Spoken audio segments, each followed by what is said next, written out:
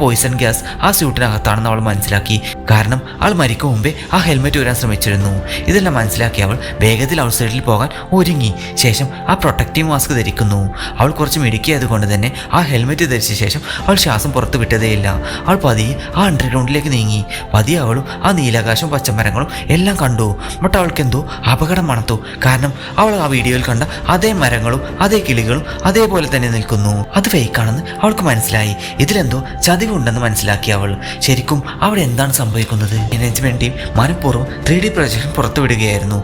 കാരണം ക്യൂരിയോസിറ്റി കാരണം കൂടുതൽ ആളുകൾ അണ്ടർഗ്രൗണ്ടിലേക്ക് വരും. ഈ വീഡിയോ വെച്ച് കൂടുതൽ പേരെ നമുക്ക് ആകർഷിപ്പിക്കാം. ശേഷം അവരെ വെച്ച് ആ ക്യാമറ ലെൻസ് തുറപ്പിക്കുന്നു. അതുള്ള പോയിസൺ ഗ്യാസ് അവരിൽ ഏൽക്കുന്നുണ്ടോ എന്ന് ടെസ്റ്റ് ചെയ്യാനാകും ആ മാനേജ്മെന്റിന്റെ ഉദ്ദേശം. അങ്ങനെ നമ്മുടെ ഹീറോയിൻ അവിടെ എത്തുന്നു. വീഡിയോ ഇഷ്ടമായാൽ നമ്മുടെ ചാനൽ സബ്സ്ക്രൈബ് ചെയ്യാനും ലൈക്ക് ചെയ്യാനും കൂടാതെ തെറ്റുകുറ്റങ്ങൾ കമൻറ്റ് ചെയ്യാനും മറക്കല്ലേ എന്ന് നിങ്ങളുടെ സ്വന്തം മല്ലു ട്രാൻസ്ലേറ്റർ.